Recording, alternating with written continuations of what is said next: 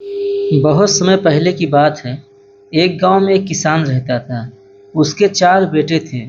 3 बेटे बहुत बुद्धिमान, समझदार और कामकाज में माहिर थे, लेकिन सबसे छोटा बेटा कम दिमाग वाला था। हाँ, एक बात थी, वह बहुत ताकतवर था। शरीर ऐसा जैसे कोई पहलवान। किसान अक्सर सोचता रहता था, मेरे 3 बेटे तो चल जाएंगे, लेकिन छोटे का क्या होगा? ना दिमाग ना हुनर, कैसे कमाएगा? फिर किसान ने सोचा, क्यों न इसे पहलवानी में लगा दूं। ताकत तो है ही, बस फिर क्या था। उसने छोटे बेटे को पहलवानी की ट्रेनिंग दिलानी शुरू कर दी। अच्छा खाना, दूध, घी। कुछ ही महीनों में छोटा बेटा तगड़ा पहलवान बन गया। समय गुजरता गया। किसान ने अपने तीनों बड़े बेटों की शादी कर दी, लेकिन जैसे ही बहुएं आई, वे छोटे देवर से जलने लगीं। वे सोचती, ये दिन भर खाता रहता है, कुछ काम नहीं करता। हमारे पति खेतों में मरते फिरते हैं और यह मौज करता है। धीरे धीरे घर में झगड़े शुरू हो गए। अंततः किसान ने सोचा कि अब छोटे बेटे की भी शादी कर देनी चाहिए। किसान ने उसकी शादी करवा दी, और किस्मत देखिए, वह लड़की बेहद सुंदर और बेहद बुद्धिमान थी। गांव में कहीं भी ऐसी सुंदरता नहीं मिलती थी। कुछ समय बाद किसान ने अपने चारों बेटों को अलग अलग घर दे दिए, ताकि झगड़े न हों। अब 3 बड़े बेटे तो कमा रहे थे, लेकिन छोटा, वह तो सिर्फ खाता और दंगल करता। कुछ ही समय में कंगाल हो गया। घर में पैसे नहीं बचे। बीवी रोज झगड़ने लगी, खाएगा कैसे, कमाएगा कैसे? सिर्फ खाना और सोना है क्या? बीवी बहुत समझदार थी। एक दिन बोली, राजा के दरबार में जाओ, कहो कि मुझे नौकरी चाहिए। पहलवान बोला, मुझे क्या आता है, बस खाना और कुश्ती। बीवी बोली, सब मैं संभाल लूंगी, बस जाकर कहना, महाराज मैं ऐसा काम करूंगा जो कोई नहीं कर सकता। पहलवान डरते डरते दरबार पहुंचा। राजा ने उसे तगड़े आदमी को देखा तो दंग रह गया। कौन हो, क्या चाहते हो? राजा ने पूछा।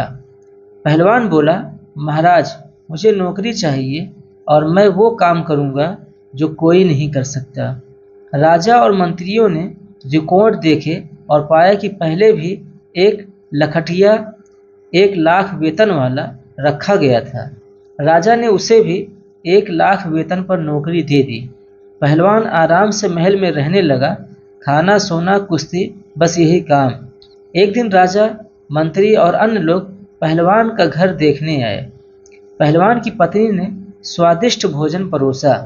जब राजा ने उसकी सुंदरता देखी, उसका मन डगमगा गया। रानी भी उसके सामने फीकी लगने लगी।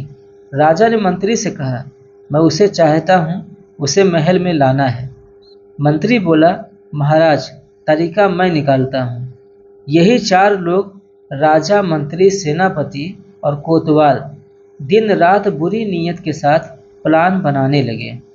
कुछ दिनों बाद राजमाता बीमार हुई। मंत्री ने यह मौका देखकर एक चाल चली।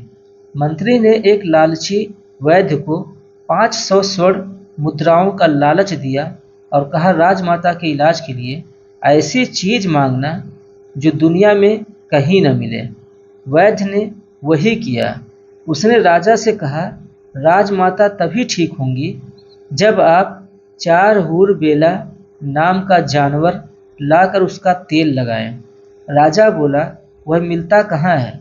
वैद्य बोला, हिमालय के घने जंगलों में। हूर बेला नाम का कोई जानवर दुनिया में होता ही नहीं था। राजा ने दरबार में पूछा, कोई सामने नहीं आया। तभी मंत्री बोला, महाराज ये काम तो केवल वही आदमी कर सकता है जो कहता है कि मैं हर वो काम कर सकता हूँ जो कोई नहीं कर सकता, यानी पहलवान। राजा को बात पसंद आई। उसने सिपाहियों को भेजकर पहलवान को बुलाया और आदेश दिया, 1 महीने में 4 हूर बेला लाओ, नहीं तो फांसी पर चढ़ा दिए जाओगे। पहलवान डर गया और घर भागकर पत्नी को बताया। पत्नी समझ गई कि यह षड्यंत्र है। वह बोली, तुम मेरे मायके चले जाओ, मैं सब संभाल लूंगी। पहलवान मायके चला गया। पत्नी ने सोचा कि राजा जरूर नीयत खराब करके यहाँ आएगा। उसने घर में एक गहरा कुआं खुदवाया और उस पर बहुत पतला कच्चे धागे का जाल बिछाकर ऊपर एक खूबसूरत चारपाई सजा दी। कुछ दिन बाद राजा आया नीची नीयत लेकर। पत्नी ने चालू दिमाग से कहा, आप सही कहते हैं महाराज, पहलवान मेरे लायक नहीं है। राजा उसकी बातों में आ गया। वह अंदर गया और जैसे ही चारपाई पर बैठा धागा टूट गया। राजा सीधा कुएं में गिरा। उसके हाथ पैर टूट गए। पत्नी ऊपर से बोली, महाराज अब यही राज चलाइए। 4 दिन बाद राजा नहीं आया तो मंत्री सोचने लगा, लगता है महाराज मजे कर रहे हैं, चलो मैं भी जाऊं। पत्नी ने उसे भी वही मीठी बातें कही, वही चारपाई पर बैठाया और मंत्री भी सीधे कुएं में राजा के ऊपर। राजा बोला, बड़े मंत्री बने थे, लो आ गए हमारे ऊपर। सेनापति भी फंसा। कुछ दिन बाद सेनापति आया। पत्नी ने उसे भी चारपाई पर बिठाया। वह भी गिरा और राजा मंत्री के ऊपर जा गिरा। अब कोतवाल सोच रहा था, ये सब वापस क्यों नहीं आए, क्या मजे कर रहे हैं। वह भी गया। पत्नी ने उसे भी चारपाई पर बिठाया और वह भी कुएं में। राजा बोला, आ जाओ बेटा, पूरा परिवार पूरा हो गया। चारों की हालत खराब। चारों के हाथ पैर टूट गए। किसी की नाक, किसी की आंख, किसी का चेहरा बर्बाद। 15 दिन तक पत्नी रस्सी से थोड़ा भोजन देती रही ताकि वे मरे नहीं।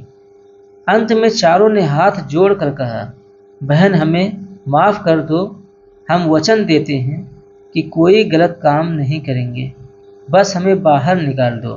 पत्नी ने कहा, ठीक है, पर एक शर्त है, आज के बाद मेरे घर, मेरी इज्जत, मेरे पति के खिलाफ कभी कोई बुरी नीयत नहीं रखोगे। चारों ने कसम खाई। फिर पत्नी ने उन्हें बाहर निकाल दिया। राजा शर्मिंदगी में जल गया। उसने मंत्री, सेनापति और कोतवाल को सजा दी। पहलवान को सम्मान देकर बड़ा पद दिया और बोला, तुम्हारी पत्नी ने हम सबको ऐसा सबक सिखाया जो जीवन भर याद रहेगा। पत्नी की बुद्धि और साहस से एक घर बच गया, एक परिवार बच गया और 4 बुरे इरादों वाले लोगों को करारी सजा मिली। प्यारे दोस्तों, ये कहानी आप लोगों को कैसी लगी कमेंट करके बताइए और कहानी पसंद आई हो तो वीडियो को लाइक कीजिए और भी इसी तरह की कहानी के लिए चैनल को सब्सक्राइब ज़रूर कीजिए। मिलते हैं इसी तरह की मज़ेदार वीडियो के साथ। अपना ख्याल रखिए।